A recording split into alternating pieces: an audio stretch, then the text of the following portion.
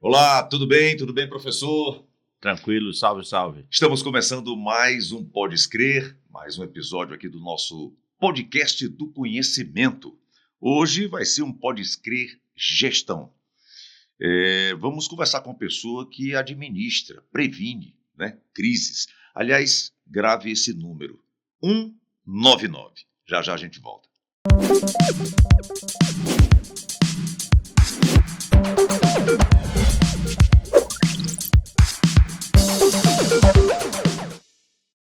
Professor, hoje vamos conversar aqui com um amigo. Posso dizer hoje que é um amigo, mas eu acompanhava ele na televisão desde que eu era criança, professor.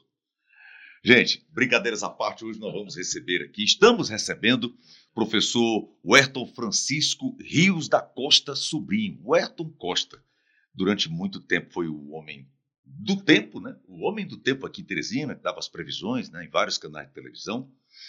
Mas hoje ele está numa tarefa importantíssima, tanto quanto prever o tempo e, inclusive, tem tudo a ver, professor, tempo com a tarefa dele hoje. De fato, a gente vai conversar com um amigo, seu aluno, ex-aluno, colega da Universidade Estadual e que faz uma função, vamos assim dizer, extremamente significativa na medida em que, sendo homem do governo, sendo gente da governança pública, Sim, atua no sentido de atualizar movimentos, situações de previsibilidade que possam, numa relação entre o governo e a sociedade, ter uma condição de maior resiliência a esses desastres que a gente tem assistido sistematicamente no Piauí, no Brasil e no mundo. E com um detalhe importantíssimo, ele gosta do que faz. Ele tem compromisso com o que faz. Aqui não, a gente não está aqui, como é que se diz? Falando bobagem, não. Não, em absoluto. E a nossa conversa aqui, ela tem inclusive um status de educação. A ideia é educar a partir de uma informação de qualidade, uma informação de pesquisa, uma informação de estudo, para que a comunidade possa, a partir desse nosso bate-papo, aprender a se defender, inclusive, de prováveis e possíveis desastres. Professor Werton, nascido aqui em Teresina? Exatamente, teresinense, Eu quero aqui reiterar o meu agradecimento. Vocês são duas franquias, uma voz que marca gerações, Sempre que é na TV, nos comerciais, nas formaturas, viu, professor Damião?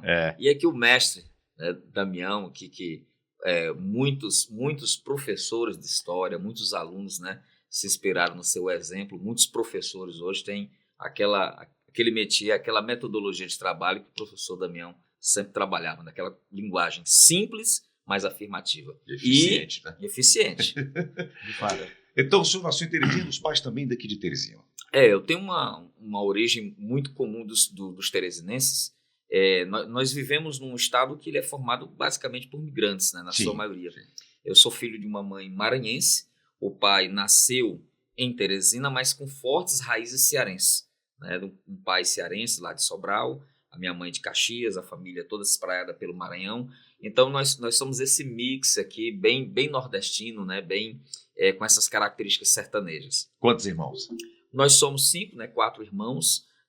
São 3 mulheres e um irmão, todos aí então, são 3 mulheres e 2 homens. Exatamente. Sim. Então, era a família típica, da década de 70 para a década de 80, Bom, tem tudo a ver esse convite do professor Damião, quando ele falou, vamos levar o Werton. Eu digo, perfeito. Acho até que a gente poderia ter trazido um pouquinho antes, mas eu acho que é importante esse momento, porque eu acho que as pessoas vão entender melhor qual é a função do órgão que você está à frente hoje aqui no estado do Piauí. O senhor é bacharel em Direito, e também formado em Geografia e História, E hoje você está à frente aqui da Defesa Civil no estado do Piauí. Para começar, para que as pessoas estão acompanhando a gente, o que é, para que serve e como funciona a Defesa Civil? Excelente pergunta, viu, César? Na verdade, a maioria das pessoas vê a Defesa Civil como um órgão, uma secretaria, uma coordenadoria, mas a Defesa Civil ela deve ser percebida como uma cultura. É uma cultura autoprotetiva, é uma cultura, como o professor Damião mencionou muito bem, de busca da resiliência das comunidades, e ela é um sistema. Quando a gente pensa num sistema, no conceito clássico que nós pegamos de empréstimo da química, da biologia, da física, o sistema é um todo cujas partes interagem entre si com uma finalidade. E o todo, o conjunto, não é a mera soma das partes. O sistema da defesa civil, ele é o ente governamental, que é aquela parte mais visível, né? Sim. Que é definida, positivada, tem uma norma que diz esta é a defesa civil, os entes patronais, os entes privados, ok? Mas principalmente a sociedade. Por isso que o lema fundamental da defesa civil é a defesa civil somos todos nós. Então ela é uma cultura de preservação, é uma cultura em prol da vida, que faz com que os seres humanos busquem cooperar, ser solidário, serem empáticos, ok? Não só em momentos de calamidade, mas principalmente antecedendo a ocorrência de sinistros. Eu falei aqui no começo, cravar esse número 199, que é justamente o número da defesa civil. Agora vamos lá, professor, eu quero só esclarecer algumas coisas aqui antes de passar a palavra para o professor Damião. A defesa civil, ela é municipal, ela é estadual, ela é federal. Está subordinada a quem, afinal de contas?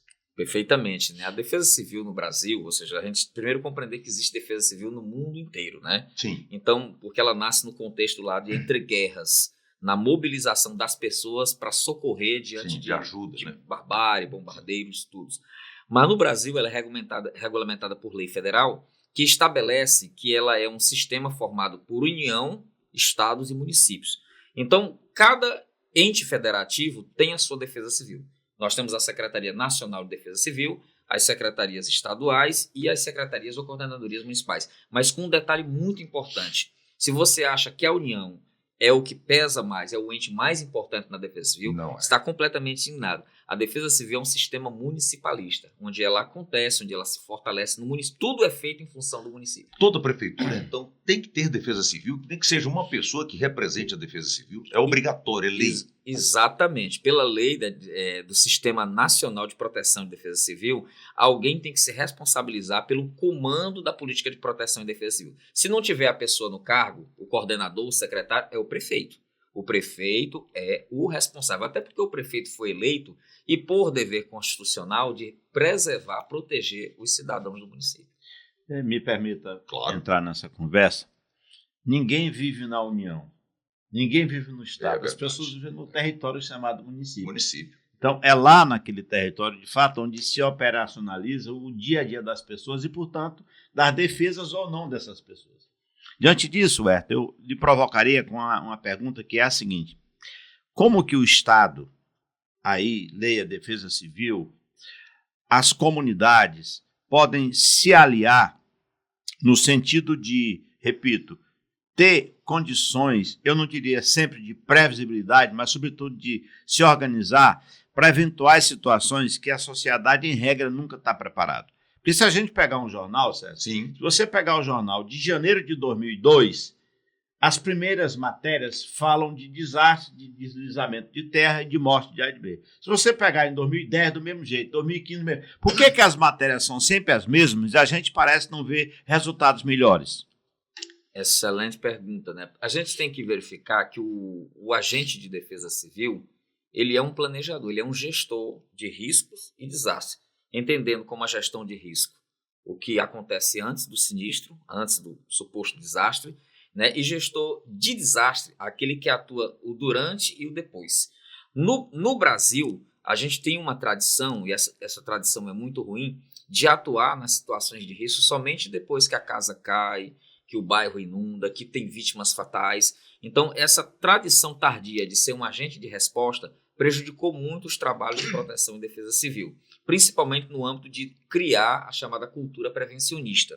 Então, hoje, nós somos forçados a criar esta cultura. Por quê? Porque, numericamente, estatisticamente, o número de sinistros ou desastres amplia cada ano.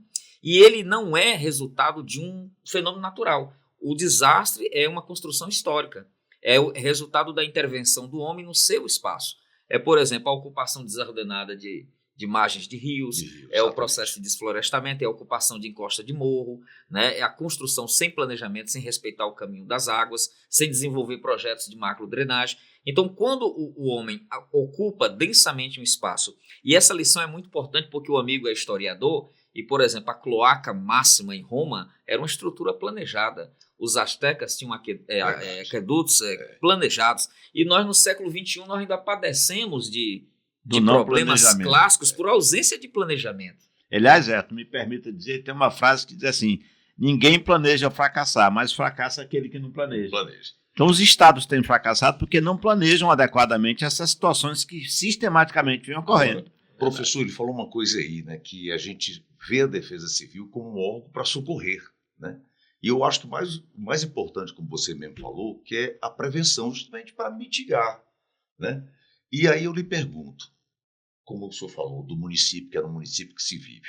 Uma pessoa está lá no município, então ele já sabe, ele prevê, ele está vendo que uma situação de risco está crescendo, o risco está crescendo e pode trazer algum prejuízo para a cidade, para as pessoas, né? Porque o nome Defesa Civil, eu acho que o mais importante aí é a pessoa, né? Sim. O ser humano. E se ele percebe alguma coisa, ele tem que se dirigir a quem para relatar, para avisar, para mostrar? É ao prefeito?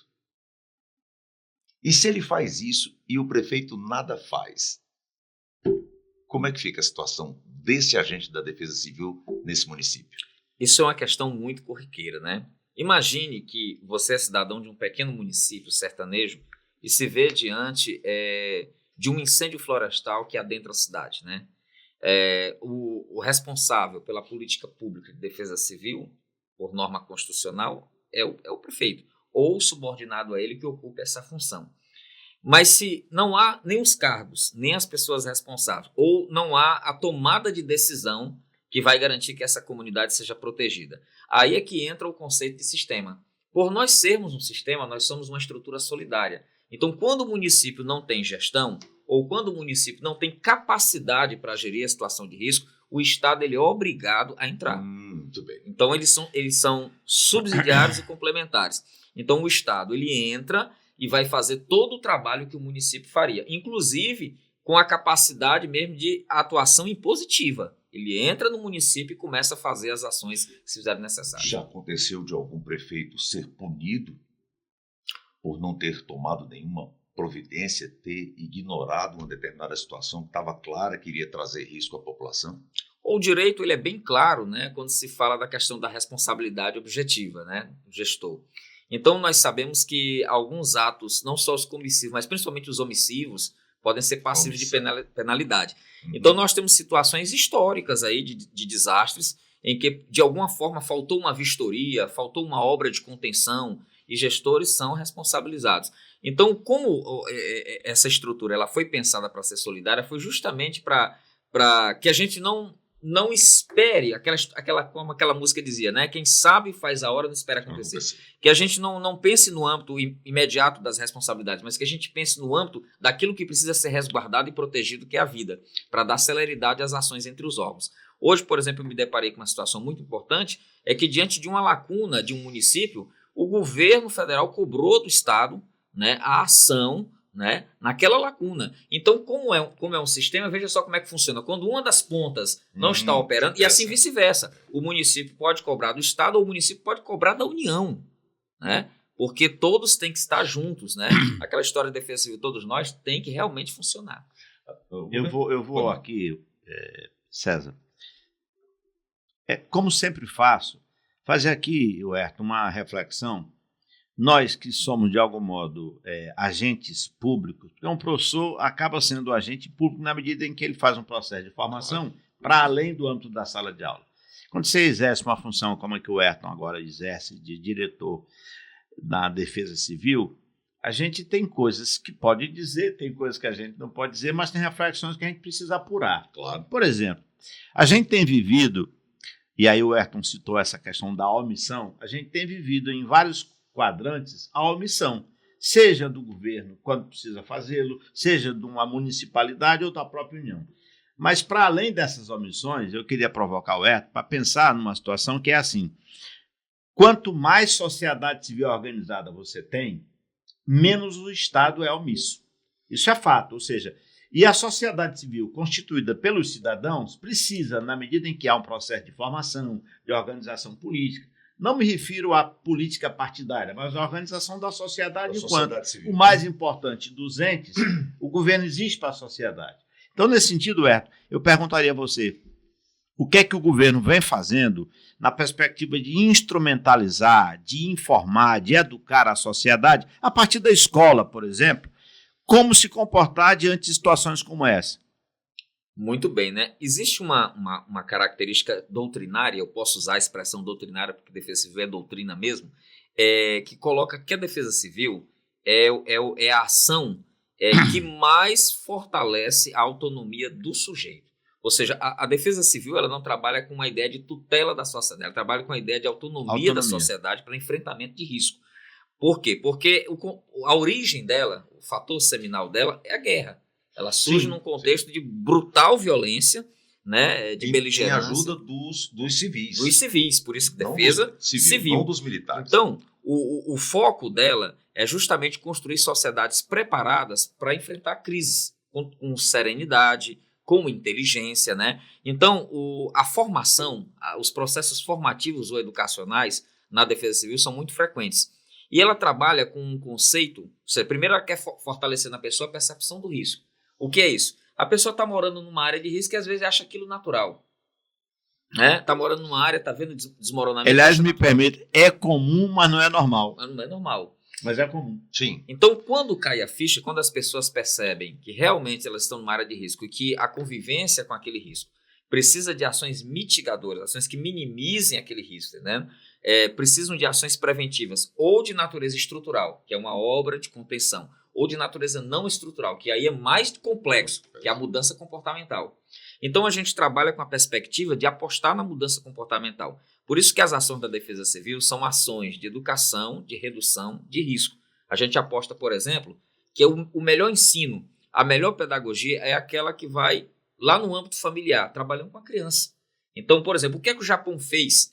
Ele tinha duas estratégias. O Japão tem tsunami, o Japão tem terremoto, tem nevasca, tem tufões, né? Então, o Japão percebeu que ele tinha a linha estrutural e fez a melhor engenharia do mundo para suportar sismos. Inclusive, tem o maior tanque subterrâneo, né, para captar toda a água da cidade, né, para que não fique nada alagado na cidade. É uma estrutura. É criatividade. Não, é dinheiro também. Mas também. Imagina você dentro de um tanque, uma cisterna. Gigantesca. Com 30 metros de altura. Agora você imagina você com muito dinheiro sem qualquer criatividade. Mas vamos lá, continuando aí. O Japão, Japão, ele usou a estratégia estrutural, a prevenção estrutural, mas nós conhecemos o Japão, a imagem que mais impacta é de um povo inteligente e trabalhador. Pois lá na infância, no pré-escolar, as crianças falam fila indiana. Quando eles estão simulando, por exemplo, a vinda de um tsunami, o início de um tremor, eles já vão se enfileirando debaixo das carteiras, fazendo tudo por simulação. Tudo. Isso é incrível. E aqui o que é que nós trouxemos para o Piauí, que o Brasil também já trouxe de Santa Catarina e vários estados? Uma metodologia ativa chamada aprendizagem baseada em problemas.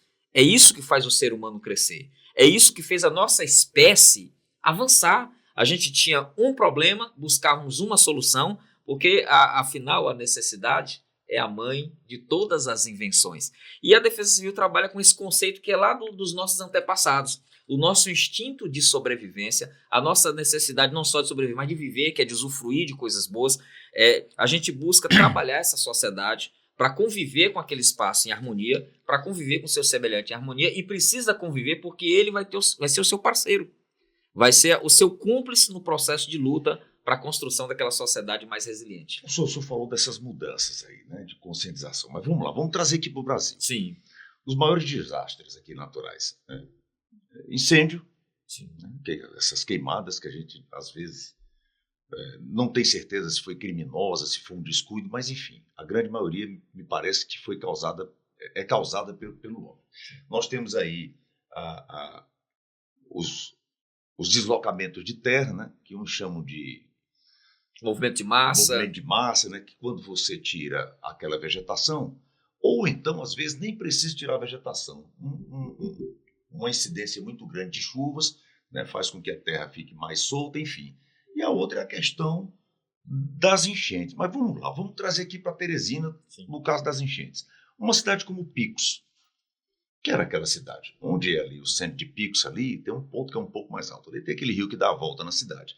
Mas a cidade cresceu. E toda aquela região ali, daquele vale, Picos é um vale, é uma região muito baixa.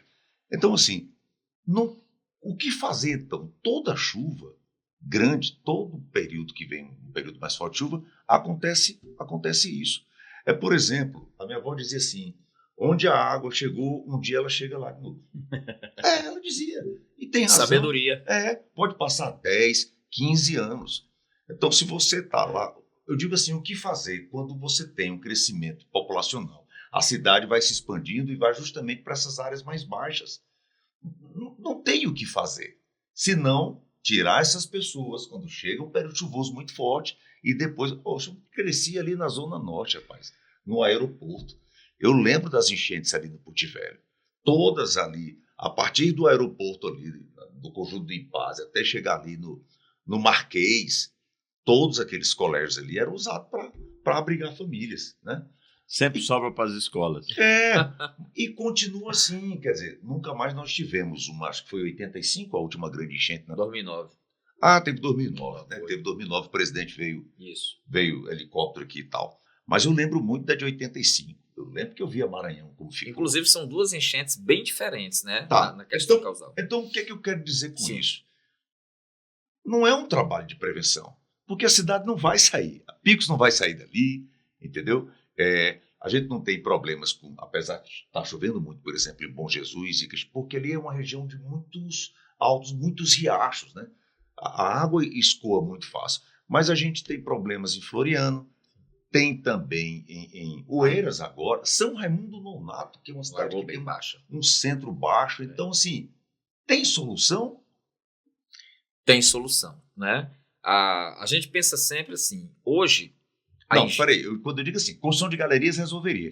Mas é uma coisa, eu quero saber assim, o que é possível. Sim, Você fazer quilômetros e quilômetros de galeria numa cidade pequena, pois é, mas diga lá. É bastante poderoso, né? Qual a solução? Existem muitas alternativas hoje que são postas, né? Além das soluções ortodoxas, baseadas essencialmente em concreto, que hoje existe uma corrente dentro da engenharia que ela é mais flexível, que ela aposta, por exemplo, num conceito chamado soluções baseadas na natureza. Você imagine, por exemplo, um pavimento que não é asfáltico, que é permeável. O carro roda do mesmo jeito e absorve a chuva. Água.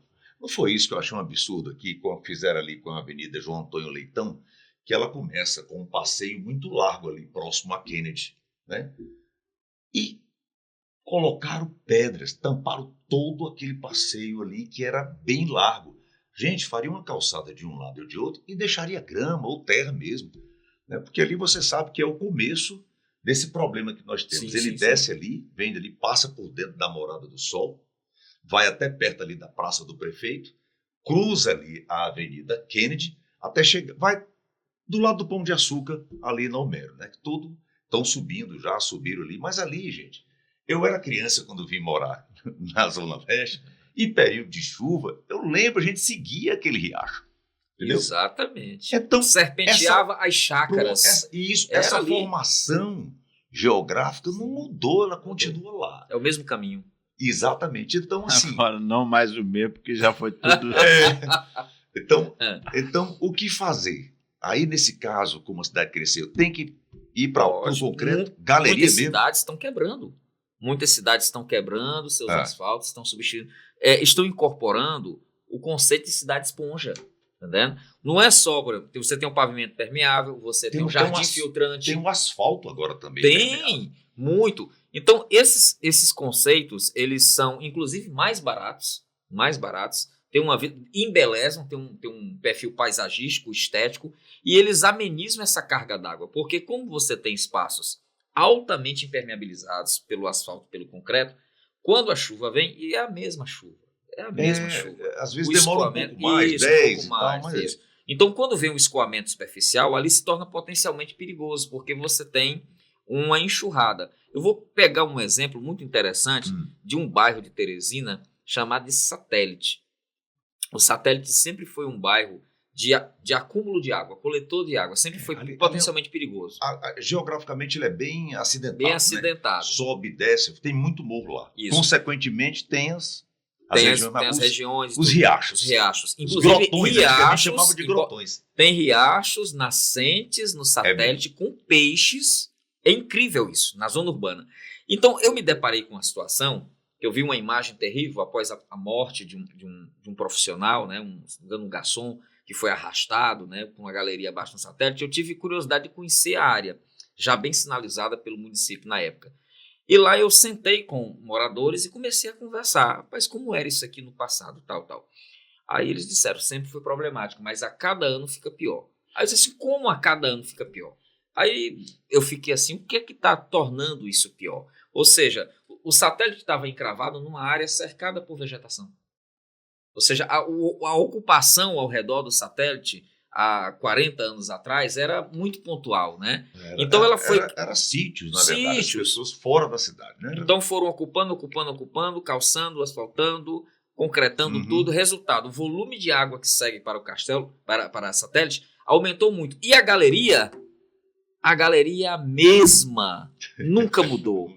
Nunca mudou. E aí vem a água, vem o lixo, e o resultado, quem paga o pato é a população lá do Satélite. Eu fiquei impressionado com a altura das calçadas. A altura das calçadas é a tentativa daquela sociedade de enfrentar aquela situação de risco. Roberto, eu queria entrar nessa conversa, de novo, pensando naquilo que a gente chama de cidades inteligentes, educação como condição sine qua non para você mudar posturas de comportamento, como você acabou de citar. César, quando você vê uma ocupação desordenada de uma determinada região, porque não há espaço urbano mais que as pessoas possam, de modo, vamos assim dizer, planejado, habitar. Certo. Aí a pessoa invade uma área aqui, invade outra ali, o poder público, em razão das pressões que vem, vai lá e pavimenta, vai lá e coloca uma escola, mas muito, ao que me parece, muito na perspectiva de atender aquela demanda que está acontecendo ali. Mas, gradativamente, a gente tem visto, e o Ayrton acabou de tocar nesse ponto, que as situações difíceis estão piorando. Ou seja, o que é grave vem piorando, porque a população aumenta, o volume de lixo é impressionante, como as pessoas jogam lixo em qualquer lugar, sem perceber que aquele lixo vai voltar de modo muito pior do que ele fora colocado ali. A gente hoje tem os rios totalmente assoreados, qualquer camada de água que chega já provoca uma enchente, porque o rio está totalmente tampado, literalmente. Então, assim, pensando no médio e longo prazo, do ponto de vista de um planejamento, porque eu não creio que nós temos problemas sem solução. Eu não creio. As soluções são caras, são demoradas, mas elas existem. Você acabou de citar o exemplo do Japão que vem, desde o primeiro momento das crianças na escola, mitigando, ensinando como é que elas devem se comportar em situações eventuais que vão acontecer. Então, aqui, infelizmente, isso é histórico, a gente tem aquela máxima de dizer assim, o brasileiro só fecha a porta depois de roubado. Ou seja, o cara só vai resolver o problema da ponte depois que a ponte X caiu. O cara só vai resolver o problema do barreiro que desbancou depois de morrer alguém. Ou seja, até quando Eu lhe pergunto como alguém que é do Estado, que é da governança pública, até quando? Até quando as pessoas vão viver levando e levando? Olha, é um grande desafio superar a cultura reativa, né? Essa cultura de reagir apenas depois que depois que ocorreu a lesão, né? Ao seu modo cara de do vida. brasileiro. Cara do brasileiro. É educacional, é cultural. Sim. Então, a cultura prevencionista, aí eu vou usar uma expressão muito forte, que é muito típica no meio da defesa civil. O desastre, ele é pedagógico. Olha, eu tive a oportunidade de conhecer a Defesa Civil de São Paulo, né? Chegamos lá, uma estrutura fenomenal. Sala de situação, equipe treinada, viaturas, monitoramento meteorológico lá é de última geração, sabe? Capilaridade no interior, medidores de pluviométrico, tudo que você imaginar tem lá. E aí eu cheguei para o comandante da Defesa Civil, para o Coronel Ringo, e perguntei, rapaz, e vocês chegaram neste patamar maravilhoso? Ele disse, professor, nós chegamos assim a duras penas. Depois Foram de várias muita gente. tragédias. A cada tragédia a gente diz, erramos aqui, precisamos melhorar. E aí os gestores, e pressão popular e gestores mais sensíveis foram fazendo investimentos para chegar àquele patamar. Hoje, por exemplo, a Defesa Civil de São Paulo, ela tem um padrão e toda a cidade do interior tem que seguir aquele padrão. Então, eles têm uma organização muito forte e o resultado disso é uma ação mais efetiva, mais presente. Uma Então, resposta, né? Uma resposta e também ações de prevenção. Tanto que a gente se inspira nesses modelos. Aqui no Piauí, né, para fazer essa remodelação da Defesa Civil Estadual, a gente pega o que a gente chama na Defesa Civil de boa prática. Então, quais são as boas práticas? Por exemplo, na educação a gente copiou São Paulo, copiamos Santa Catarina e Pernambuco para criar um modelo, para criar o Defesa Civil na escola, que hoje está presente em vários municípios. No monitoramento nós não temos ainda a expertise máxima, mas a gente se inspira próprio São Paulo, Rio de Janeiro, que é uma referência no monitoramento, né? Rio de Janeiro. Outro lugar também, me permita Muito fazer complexo. muito difícil, porque é uma região de morros, tem muito morro. Muito boa. Minha avó dizia, olha meu filho, fogo morro acima e água morro abaixo, não tem quem consiga parar, Não tem, é muito complicado. Mas continue, professor. Então, a gente olhava assim, sobre modelagem de resposta, a ação rápida. Minas Gerais é um exemplo, né? O Rio Grande do Sul ainda é, porque o que aconteceu lá foi acima de toda a capacidade logística do emprego, do efetivo do Rio Grande do Sul. Então, a gente pegando essas boas práticas, a gente modelando, né? É importante a gente se inspirar naquilo que dá certo. Sempre, boas práticas. Boas práticas. Então, hoje, o nosso desafio é, primeiro, fortalecer esse sistema, e quando a gente fortalecer o sistema, é fazer com que a Defesa Civil de Acauã tenha o mesmo perfil da Defesa Civil de Picos, a Defesa Civil de Picos da de Parnaíba, criar um standard. E o outro é favorecer esse engajamento social, favorecer que as pessoas colaborem, que elas participem, que elas se sintam parte, e aí tem tudo, tem treinamento de voluntário, simulado de evacuação, uma série de ações. Professor, eu vou aqui discordar um pouquinho só quando ele fala que todo problema tem solução, certo? Veja bem, isso não é só Teresina, não. A gente puxou aqui para o Piauí, eu citei essas cidades onde acontece mais, né? São Raimundo Nonato, Picos, porque eu conheço bem Picos. Uma cidade que cresce. Ninguém imaginava que ia crescer. E vai crescer para onde? Tem que expandir, vai crescendo para o lado. E a área toda, a área de Picos, é uma área muito, muito baixa. Mas nós temos isso nos Estados Unidos. Assim. Nós temos muitos estados, né? Inclusive muito fortes na agricultura e pecuária, que todos os anos enfrentam isso. Eles desenvolveram, inclusive, eu estava bacana isso, que é uma espécie de uma lona, de uma borracha. Sim. Como se fosse uma mangueira, mais ou menos, de 2 metros de diâmetro, 3 metros de diâmetro, onde ele coloca água dentro e forma uma barreira. Então, o cara que foi o primeiro a fazer isso está lá, se você procurar na internet. Então, assim, isso acontece sempre. Eu acho que tem casos que não tem mais o que fazer. Não tem como pegar Picos e sair aterrando Picos. Não tem, mesmo que tivesse todo o dinheiro do mundo, se fizesse todas as galerias em Picos, mas essa galeria é para onde? Por isso que eu estou dizendo. É tudo muito baixo. Aí vamos lá. Outra coisa aqui. Cada metro, me corrija se eu estiver errado, cada metro de absorção é importante. Na minha casa não é. Eu tenho um quintal com terra do lado da casa, do outro lado, minha frente toda. Junta a água, chega só. Mas aquela água ali é um terreno considerável. Se fosse tudo cimentado, iria para a rua. E voltando uma coisa aqui que a gente estava falando dos riachos, que as pessoas esqueceram. Mas aqui, essa rodovia aqui, que vem ali da João 23, que vai dar no Mercado do Peixe, onde houve aquele rompimento. Riacho Tararé. Pronto, é um riacho que sempre existiu. Sim. Ele vai ali, ele cruza serpenteia a rodovia várias vezes. Ele cruza ali a BR que vai para Altos aqui, a 316 não, é a 323. 316 é para Picos. E ali eu lembro que eu ia a um sítio lá que esse riacho passava, rapaz, se pescava. Sim. Entendeu?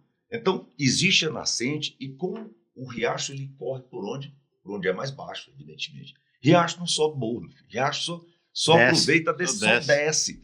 E toda a água que chove em volta vai para o riacho. Então, assim, não existe um monitoramento em Teresina desses pontos, porque eu acho que muitos têm nome, você lembrou o nome. Então, quantos riachos existiam, que se sabia, mas que continua lá, o leito, digamos assim, por onde vai correr, em Teresina, passando por dentro da cidade. Você tem um levantamento disso? Isso. E outra coisa também que eu queria que você completasse, que muita coisa poderia ser evitada nas cidades, rapaz, com a limpeza preventiva. Se eu sei que está chegando o período chuvoso, não era interessante fazer uma limpeza de bueiro, saber como é que estão essas bocas de lobo? Nós estamos falando de quê? De comportamento, de educação, ou seja... Então, assim, vamos lá. Essa coisa do riacho em Teresina. Quantos riachos passam por dentro da cidade? Você tocou num assunto muito interessante. Eu acho que alguém precisa mostrar isso para o teresinense. Precisa mostrar o invisível, os desprezados. Olha, se alguém sobrepor as microbacias, que são os riachos, sobre os bairros, você vai se assustar. Talvez um riacho está passando na sua rua e você não sabe. Ali é o caminho. Então, por exemplo, você mencionou o Itararé, que é a maior microbacia. Ele é tão grande que alguns rios do Piauí, perdem para ele em extensão. E você tem um Mandacaru, que passa ali também por rumo do Zobotão. Tem vários. Ali onde está o Teresina Shopping, tinha um. Esse mapeamento nós temos? Tudo tem, todos. Alguns ainda vertendo água. Alguns ainda com vida. Alguns foram canalizados no subterrâneo. Como a gente pode ter acesso podemos passar para vocês. Olha, todos isso. Me interessa. É lindo. Me permita aqui Quantos interagir. riachos o senhor tem? Só concluindo. Um número Quase assim, uma centena. Quase 100 riachos passam por dentro de Teresina. Isso. Olha, quando eu coloco que não há problema sem solução, de fato eu acredito nisso, ainda que a solução não seja visivelmente posta aos olhos da maioria, você acabou de usar uma expressão, eu só faria uma correção, ou seja, invisível. Digo, invisibilizado. Perfeito, correto. Sim. Ou seja, vamos pegar aqui uma situação. Vocês estão um exemplo clássico dos riachos. Eu fiz doutorado com um colega que estudou em São Paulo e ele fez um levantamento sobre as centenas de milhares de rios que São Paulo simplesmente aterrou por conta de um processo de urbanização agressivo, desordenado e especulativo. Transformou em córrego e cimentado. Alguns ele foi fechar mesmo, jogou, aterrou e subiu. Só que, como você muito bem disse, eu acho bacana essa frase secular da sua avó, água desce, fogo sobe, não é essa coisa? Então, e onde a água chegou um dia, ela vai chegar lá vai voltar lá. Então, Werton, o que eu penso? Mesmo a partir daquilo que a gente falou, e você muito bem aportou agora a ideia. Se a gente tem um bom planejamento, eu não digo planejamento para uma semana, mas para os próximos 20 anos, para os próximos 50 anos. Vamos citar aqui um exemplo, sem nenhuma ofensa, mas, por exemplo, quem planejou o bairro Mocambinho, aqui eu estou fazendo um comentário, me desculpe os que me ouvirem depois, mas não é pejorativo, imaginou que as pessoas não teriam um carro ali. Eu imagino. Por quê? Porque não tem uma rua, por exemplo, que você possa passar um carro pelo outro, 2 carros grandes. Quer dizer, alguém pensou aqui, o sujeito que fizeram as pontes do Piauí, muitas dessas pontes nossas, só passa um carro, não passa outro. Quer dizer, o que eu quero dizer, César, no curto e no médio prazo, é um planejamento. E qual é o bom plano? É aquele que você pode mudar. Se o plano é rígido, que você não pode mudar, esse plano não presta. Então, um bom planejamento. Um bom planejamento que possa prever, por exemplo, essa cidade vai aumentar 30 mil pessoas, 50 mil pessoas, 100 mil pessoas num curto espaço de tempo. Essa cidade cresce mais para o sul, cresce mais para o norte. Qual é a situação de lá? Ou seja, um planejamento onde você envolva as universidades, os pesquisadores, a população. Eu não tenho a menor dúvida que isso pode resultar em soluções mais inteligentes e efetivas. O que acontece? A maioria das vezes, a população que pode participar do processo, ela é abandonada. As universidades que podem entrar nessa discussão apresentando soluções inteligentes, ela não é chamada, exceto quando já acontece o desastre. Aí, no caso da universidade, veja bem, porque quem planeja isso, a população às vezes não tem acesso a esse conhecimento. Mas para quem trabalha com engenharia, basta ir atrás da história. Aqui, professor, só ver a cidade. A gente vê aqui o Disseu, que é o bairro que você tanto ama. Né? Adoro. É minha cidade, é meu país. Pronto, é seu país. É o nosso país, é o nosso Quem país. imaginou que ia crescer desse jeito? Aquela avenida principal, né, que sai ali do balão ali, hoje, onde segue para a ponte nova do Disseu, chamada ali, né? Quem imaginou que dali até chegar aqui no final, na Zequinha Freire, o bairro ia crescer tanto, hoje a avenida não dá conta. Teria feito logo 3 vias de cada lado. A própria Zequinha Freire hoje para você andar, porque cresce, meu amigo. Tudo cresce. Planejamento. Pronto. Essa é a questão. Mas, Huerto, vamos voltar então para essa questão que você estava apontando. Nós temos os riachos. Você citou o grande riacho de Tararé. Fiquei curioso, né? Bacana. Eu tenho um sítio aqui na zona urbana, aqui, Todos os Santos, e por lá passa um riacho. Sim, tem outro muito ativo. Toda vez que eu vou lá, um maluco diz assim, professor, por que você não aterra? Você é doido, né? Doido. Eu estou limpando, meu amigo, eu estou plantando. Eu quero ver peixe aí de novo. Eu quero ver água limpa, cristalina, correndo para lá e para cá, que eu sou defensor nato do meio ambiente. Como é que eu vou fazer uma arbitrariedade dessa? Então eu te pergunto, como é que a gente pode, num programa como esse nosso, num bate-papo como esse nosso, trazer, por exemplo, possibilidade de sugestões para o governo mesmo, para a sociedade civil se organizar e participar melhor dessa sua autodefesa? Olha, é muito importante essa discussão. Se a gente considerar, como o César colocou muito bem, né? A história dos espaços, o caminho das águas. A gente tem testemunhos de quando essa variável ela foi ignorada, ela gerou grandes problemas.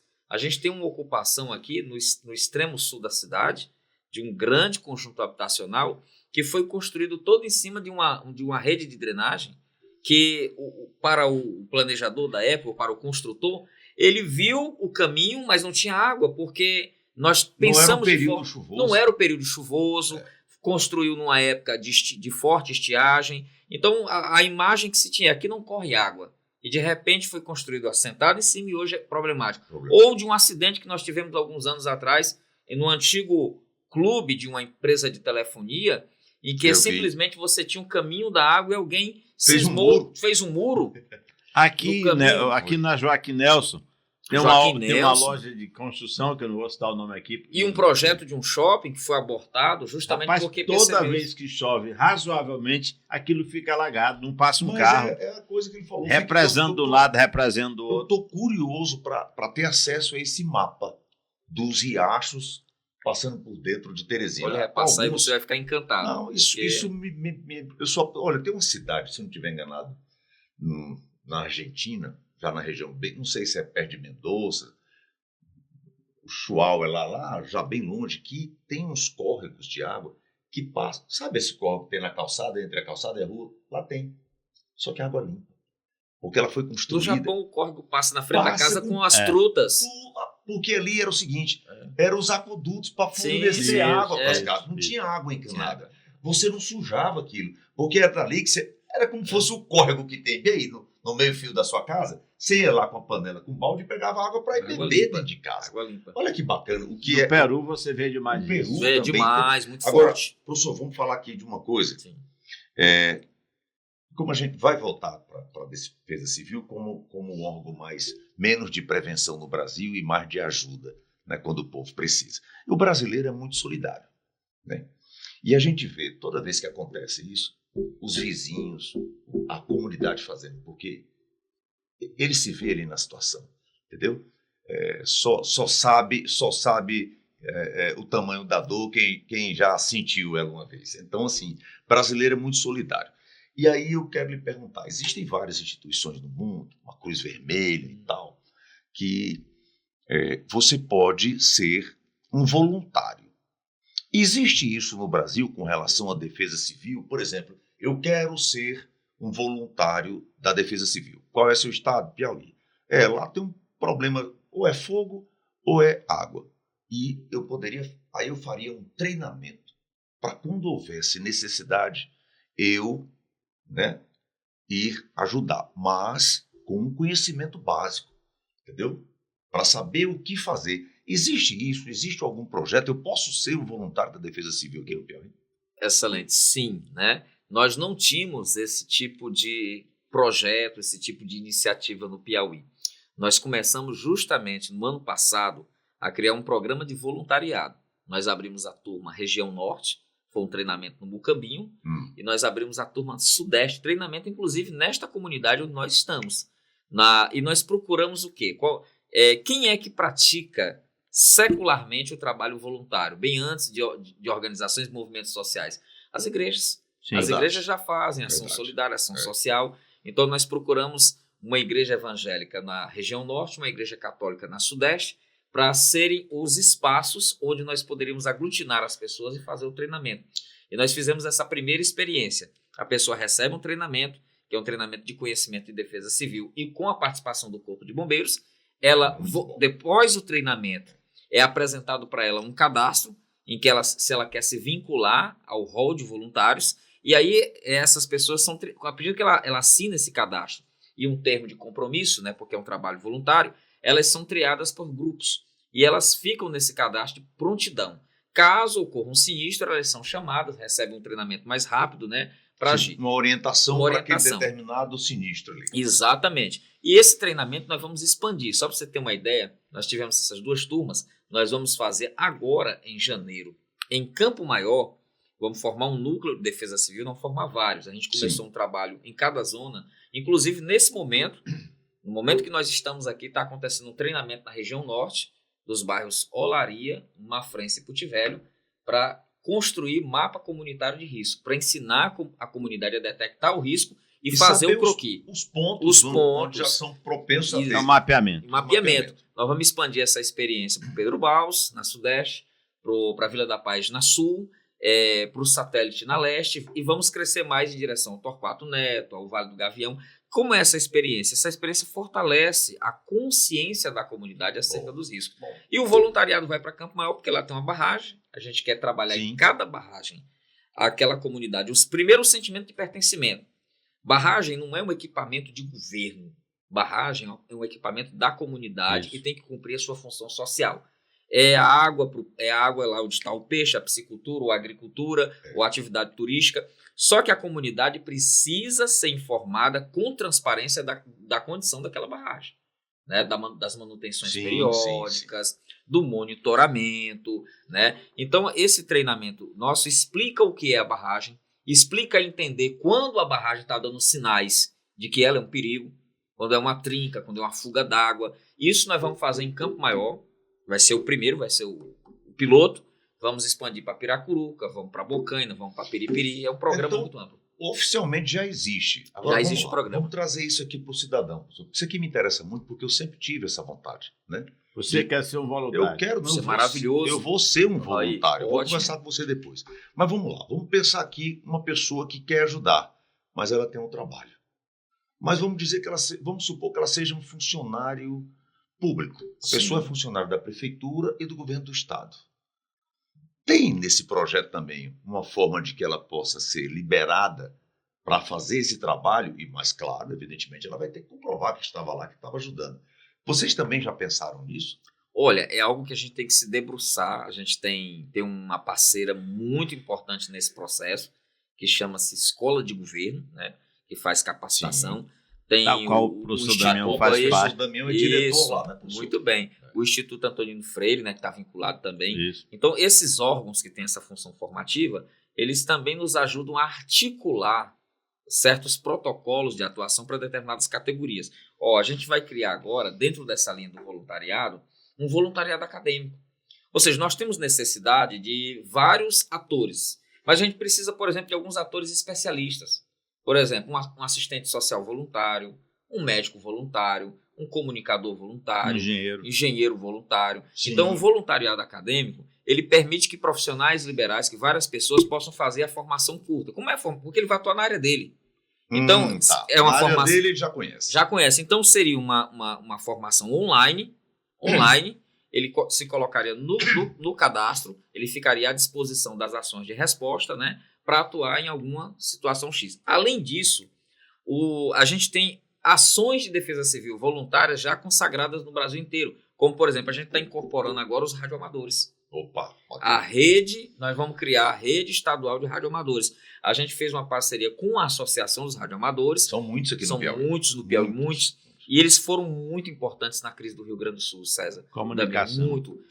Todo o sistema de comunicação, seja ela viária, informacional, ruiu no Rio Grande do Sul. E a única coisa que funcionou no Rio Grande do Sul foi o rádio.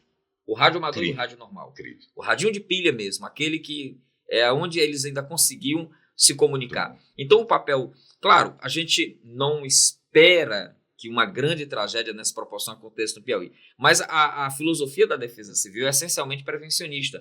Então, se a gente tem um radioamador, por exemplo, uma situação de um colapso de barragem, olha a importância disso. Se a gente tem um grande reservatório, por exemplo, que está prestes a romper ou que rompeu, a velocidade do rádio é incrível. Então, chega antes da água e muito. Dá tempo para alertar toda uma rede de polícia da área de risco, de perigo. Mas olha, eu queria, dentro dessa lógica, eu vou estar sempre pensando que a educação é a única, se não a única, mas a melhor das soluções, no sentido que ela ajuda a ter essa consciência da previsibilidade. Eu outro dia visitei uma escola, veja bem, uma escola, e conversando com o pessoal da escola, não tinha um extintor que tivesse atualizado lá na sua capacidade de proteção. Eu perguntei, me diga uma coisa, se um botijão... inclusive de validade vencido. Sem ninguém saber. Se um botijão de gás desse estourar, como é que resolve? Quer dizer, na própria escola, eu acho que é um ambiente extraordinário para a gente começar a fazer essas práticas. Muito bem, professor. Porque, rapaz, você imagina, Huerton, uma escola em que, infelizmente, a gente vê que é um microsistema, mas você pode prototipar modelos de formação, de preparação e de prevenção numa escola. Amplia para uma zona, depois vai para um ambiente mais... Tem muito mais coisas que a gente tem que aprender na escola. A gente cresce ouvindo mas sem dúvida, pais, a escola é um lugar para dos ensinar nossos tudo. Pais. Não, você não pode fazer isso, não mexa aqui, não. Mas essa tradição precisa ser quebrada. Não, mas deixa eu chegar lá. O que a gente mais ouve é não. A gente chega na escola, você não pode chegar atrasado, você não pode fazer isso, você não pode sair da sala de aula, você não. Certo? A gente cresce aprendendo aqui no Brasil a saber o que a gente não pode. A gente não é educado. Pouco em casa, mas devia pelo menos nas escolas saber até iniciativa. O que é que a gente pode, o que é que eu tenho direito como cidadão. Entendeu? Não, eu acho, aí me permita discordar. Eu acho que a escola que o César frequentou não existe mais, não. E nem a que eu dei aula há muito tempo não existe mais. Hoje, a gente caminha para uma pedagogia, César, da autonomia. E essa pedagogia da autonomia exatamente provoca esse tipo de aprendizagem. A gente tem aula de economia no Jardim da Infância no Japão, professor. É isso que eu estou falando. A gente tem que ter aula de cidadania. Sim. A gente tem que aprender sobre leis básicas, entendeu? Ao que eu tenho direito. A gente só aprende a vida toda o que a gente não pode fazer, entendeu? Então, assim, enquanto aqui se fica perdendo tempo com bobagem, você aprende a economizar, sabe? É isso que eu estou falando. A gente não tem aula de política. Digo política no sentido administrativo. Sim. As pessoas ainda têm no Brasil o político como um príncipe, um rei. Cara, político é meu, seu, é nosso funcionário. Ele está lá para trabalhar para a gente. Para nos servir. Para nos servir. A gente paga o salário dele. Mas a gente não é educado para entender isso. As pessoas olham o político como um deus inatingível, sabe?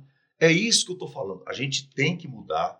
Eu sei que a gente fugiu um pouco aqui do coisa, mas... Não, mas desde aprender sobre economia, sobre cidadania, sobre tudo. A gente tem que, na escola aqui, aprender a formar cidadão. Não é função da escola. Não é função da escola criar os filhos. Como tem pai que quer transferir a função dos pais para lá.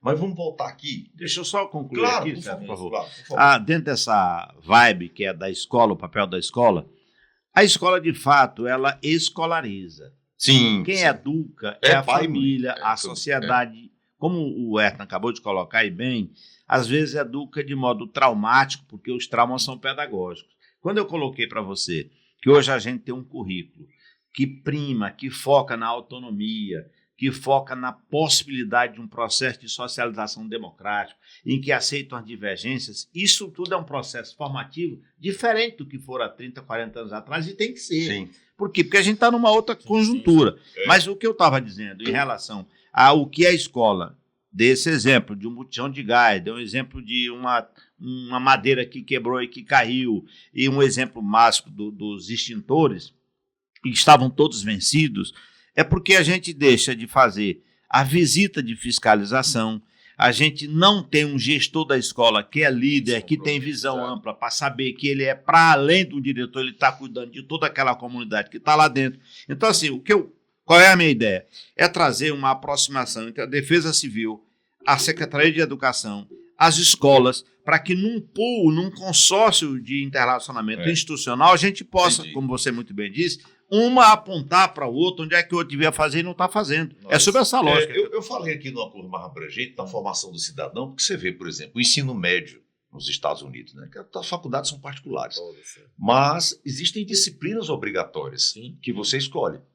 Você vai aprender marcenaria, você vai aprender eletricidade, você vai aprender um pouco de pintura, porque a mão de obra lá é muito cara, é valorizada, eles valorizam. Então, quando você vê aquele cara pintando a própria casa, ajeitando o móvel, ele optou num determinado ano na escola, não, esse ano eu vou fazer marcenaria.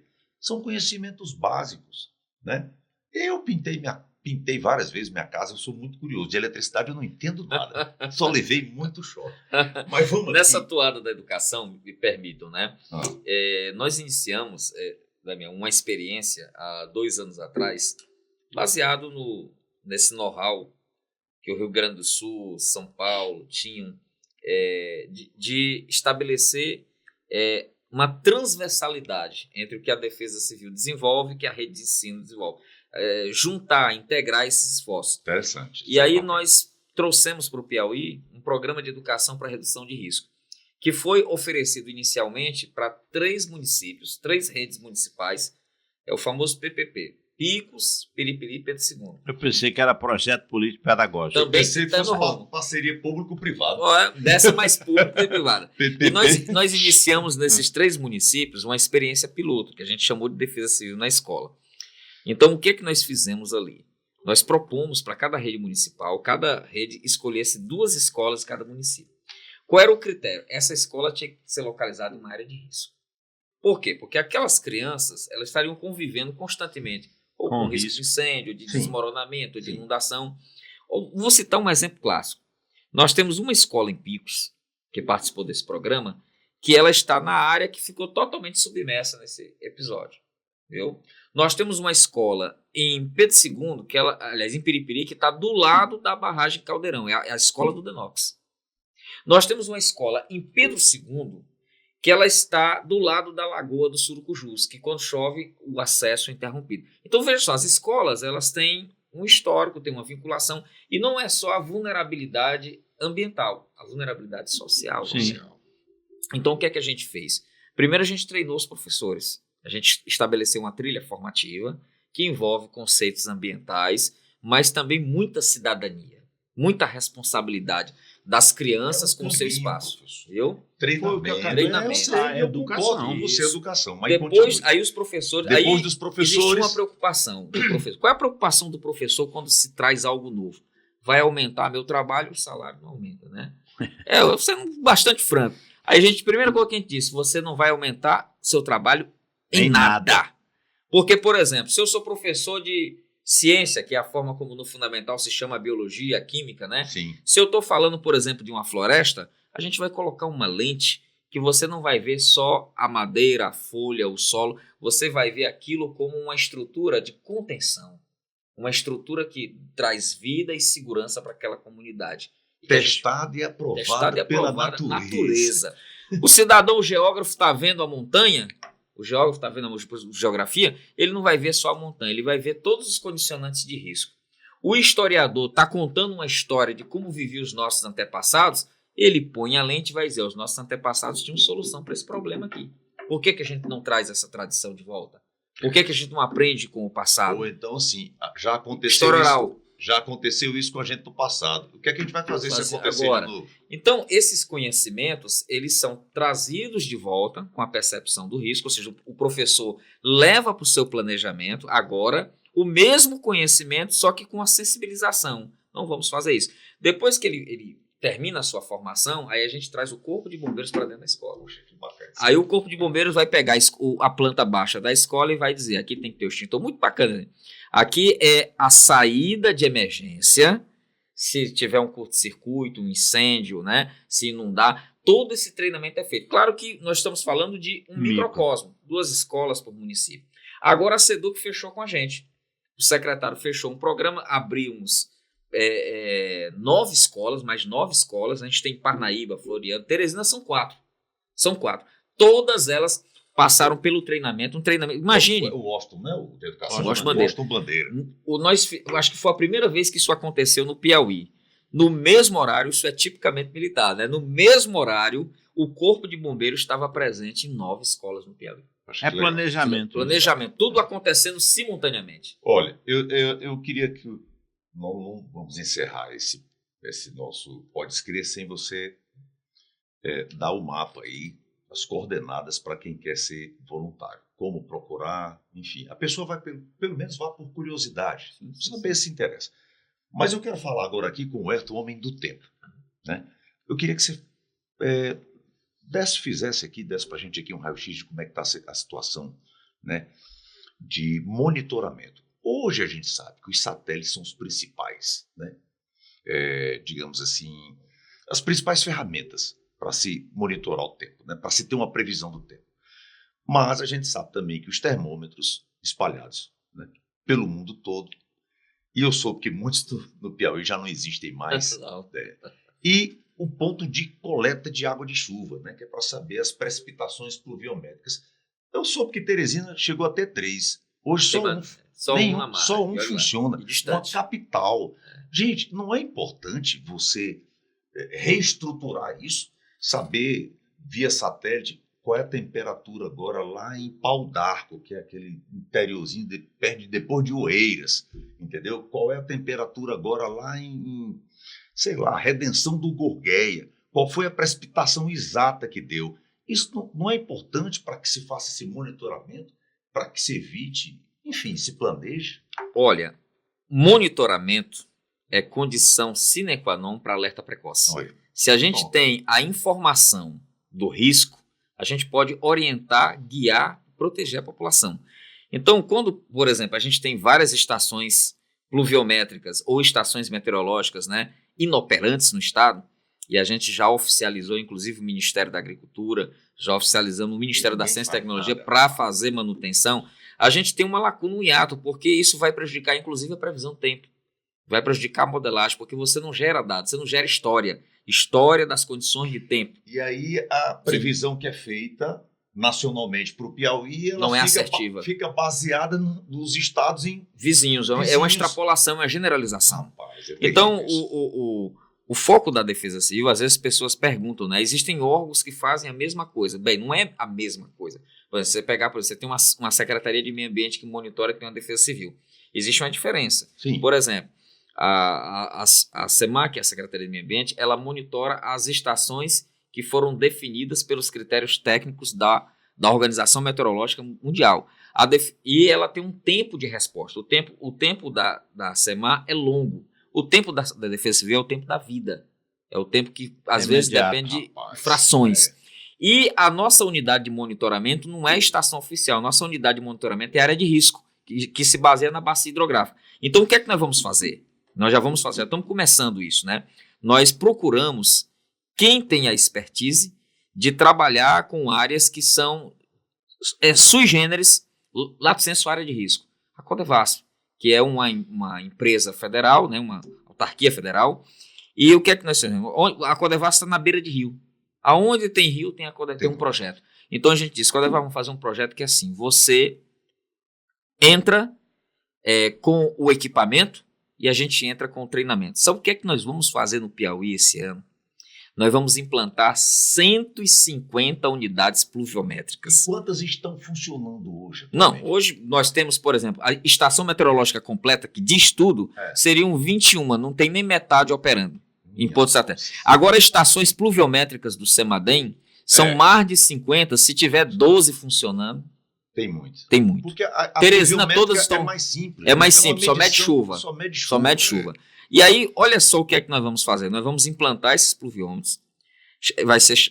Esse projeto se chama Rede, só o pluviômetro no primeiro momento. Rede de monitoramento colaborativo. Esse cidadão que está lá na Nazária, por exemplo, vai ter um pluviômetro lá, ele tem um aplicativo da Rede Colab, que ele vai reportar não só o volume de chuva que caiu, mas ele vai dizer como essa chuva caiu. Tem uma aba georreferenciada que ele vai dizer, aqui a chuva alagou. Essa informação chega num dashboard, numa tela na Defesa Civil, E nós vamos saber qual a característica do alagamento. E que providências precisa ser tomada, porque vai aparecer imediato. Por exemplo, cortou a pista, vai aparecer lá. Né? Então, usar a tecnologia para fortalecer a sociedade. 150 unidades pluviométricas, usando o sistema Redcolo. Aí diz, mas não tem internet aqui, mas eu tenho um WhatsApp. Manda pelo WhatsApp, a gente reporta, ok? E esse projeto vai começar a operar esse ano. Ele é um projeto inovador, não existe em lugar nenhum do Brasil. A Codevasp elegeu como boa prática, tá entendendo? E é porque ele coloca o kit de irrigação e a gente vai com o pluviômetro e com o treinamento. E todo mundo com colete. Olha aí, professor, ele sabe do compromisso, da responsabilidade de estar à frente da Defesa Civil. Mas o homem ama o tempo. O homem ama o tempo mesmo. Você vê aí a felicidade dele de falar, né, do tempo, de previsões do tempo. Professor, mas você sabe o que é isso? O tempo é inexorável. Ninguém escapa ao tempo. Isso é um filósofo. Mas é fato. Então, veja bem, o que o Ayrton está fazendo, e bem feito, é associando a sua vontade, o seu gosto, o seu zelo pela vida, a partir de uma função estratégica na Defesa Civil. É isso que eu tenho percebido. Eu sou professor há alguns dias. Quando eu entro em sala de aula, eu respiro vida. Aquele negócio, de você ver o olho do cidadão brilhar, é sensacional. Isso. É fundamental, porque é essa perspectiva aí, usando uma expressão mais do César, essa pegada de você estar fazendo o que gosta, aprender a gostar do que faz. Nessa combinação, o resultado é vida para a sociedade. O resultado é progresso, mas um progresso associado a um desenvolvimento que é fundamentalmente, aí eu acho que é o ponto, equânime. Para quem está na favela, para quem está na periferia, para quem está numa área mais urbana, para quem está numa área mais distante, e que todos possam ter dignidade na vivenda.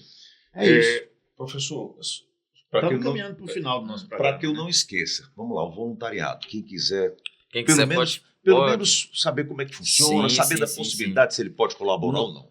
No primeiro momento, nós estamos aí planejando as novas turmas, começamos o ano, né, para 2025. Mas aí nós temos aquela abertura, eu quero ser voluntário, eu quero me encaixar numa turma. Por onde? Procurar a Secretaria de Defesa Civil, porque nós vamos criar o voluntário pela formação online. Okay. Essa é o chamado voluntariado acadêmico. Então, você tem uma profissão e você quer ceder um pedaço, um tempo do seu tempo, do seu tempo, daquela sua habilidade para servir ao próximo. Então, você se cadastra como voluntário. Às vezes é um profissional da construção, é um mestre de obra. O mestre de obra, eu quero ajudar, né? Reconstruir conhece, você vai contribuir com sua formação. Ótimo. Aí ela procura a Defesa Civil para fazer esse cadastro e vai receber o treinamento de Defesa Civil, que são princípios éticos, são princípios morais, né? É doutrina no sentido de comportamento, de ajudar o próximo. Bacana isso. Não há nada que te onere, que seja extraordinário, a não ser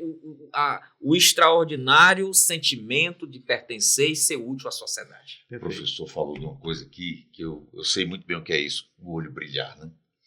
E eu não sei, eu quero até aproveitar aqui, eu estava participando de um evento onde o professor Ayrton foi dar uma palestra. Ele botou uma foto lá, na hora que arrepiei como eu estou arrepiando agora, porque quando eu vi aquela foto pela primeira vez, cara, eu imaginei assim, fiquei, meu Deus, como a gente é pequeno, a gente é comparado a nada, que foi a foto do Carl Sagan. Do Pálido Ponto Azul. Quando ele botou... o físico monstro Carl Sagan. Eu vi a expressão dele no palco, eu do lado falei, olhando, nem pensei que ele tivesse me ouvindo.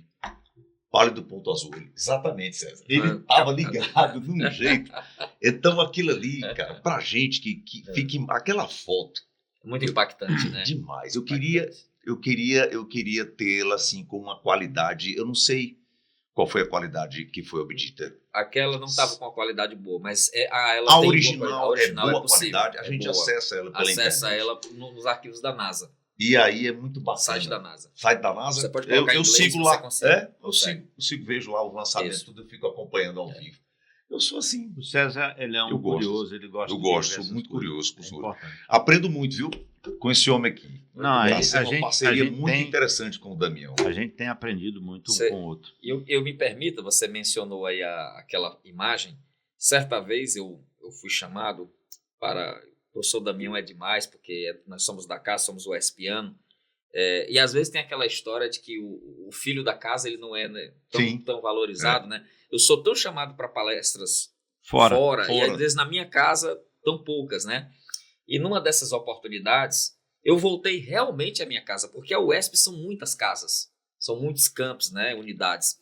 E eu pisei no auditório onde eu ficava lá sentado com um aluno, né? E do lado dos professores que foram meus professores, né, como colegas. E aí, a palestra, eu abri a minha palestra com 2 fotos. Não era a foto do Pálido Pontas, era a foto do Carl Sagan. Sim. E a foto de um cara que ele é fenomenal, que vocês acreditam que lembram demais, Jacques Cousteau. Sim. O Jacques Cousteau. Então, eu coloquei as 2 fotos e eu disse assim, olha, quando eu era apenas, aí o Pálido Ponta Azul, né, era apenas um átomo, uma criança curiosa, existiam 2 programas que eu não perdia.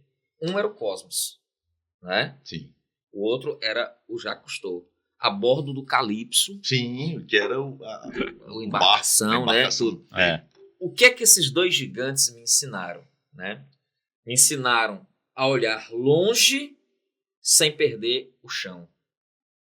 Carl Sagan. Me ensinaram a olhar a profundidade sem se perder. E sem me afogar. Sem me afogar. Então, o macro e o micro. Sempre ali com aquela sensibilidade. É uma coisa, não sei se passou pela sua cabeça quando eu vi aquela foto pela primeira vez e o cara narrando tal. É porque aquela foto foi uma insistência do Carl. Ele vira só. Não, vira. De altíssimo risco. Vira. Não, a gente pode. Vira. Ele insistiu. Quando o cara virou, todo mundo ficou calado quando viu. Olha, isso que o César traz. Porque ninguém fazia isso. Isso que o César traz. Ele teve coragem, né? Porque ele assumiu um risco muito grande. Grande. Mas é isso aí. Eu sempre digo uma coisa. Existem pelo menos 2 tipos de pessoas. As que desejam e as que têm coragem. Quem supera limites é quem tem coragem.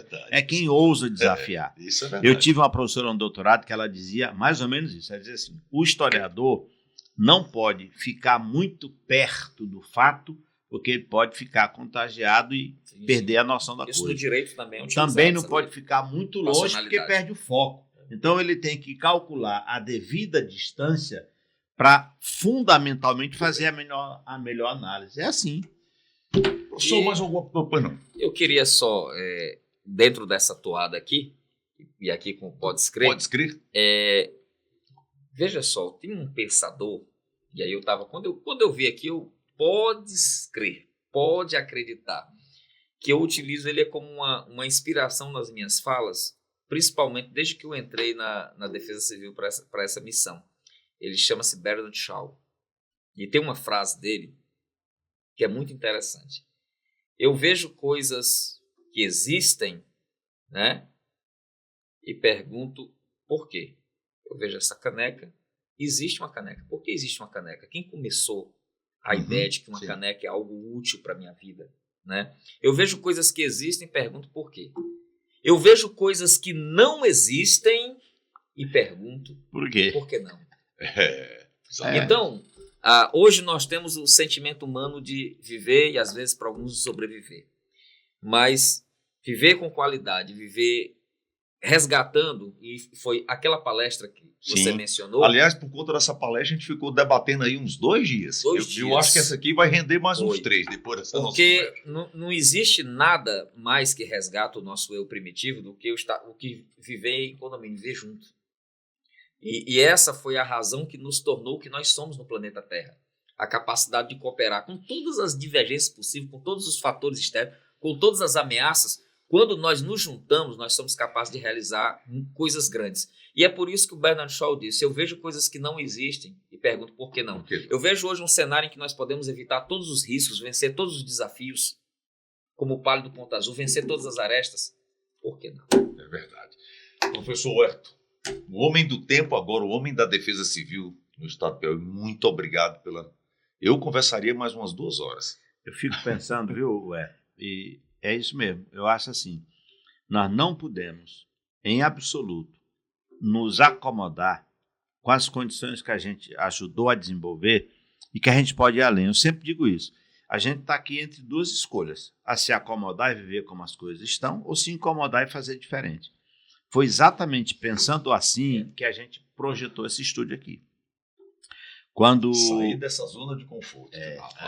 O que eu pensei? Eu tenho uma sala de aula que já teve 40 alunos, agora tem 20, agora tem 5. Como é que eu vou transformar aquela minha sala numa sala maior que alcança números inimagináveis? Aqui é a sala de aula. Esse espaço aqui, ele é um espaço pedagógico para conversas como essas, mas que qualquer um que pode acessar o YouTube ao fazê-lo vai entender que aqui vai encontrar conversa boa, conversa de qualidade e, sobretudo, conversa informativa que vira conhecimento, que vira sabedoria. É isso que a gente quer. Com certeza. Obrigado. Gratidão, viu? Muito bom, obrigado viu? Excelente, pela sua presença aqui. Então vamos fazer um brinde para a gente encerrar aqui. Olha, aí eu pergunto, você perguntou o porquê. Por quê? E a gente pergunta também para quê? Para brindar. E eu lembro aqui que o Ayrton falou várias vezes: quem tem a expertise, nós temos a expertise. Aí, ótimo. Parabéns. Salve, salve!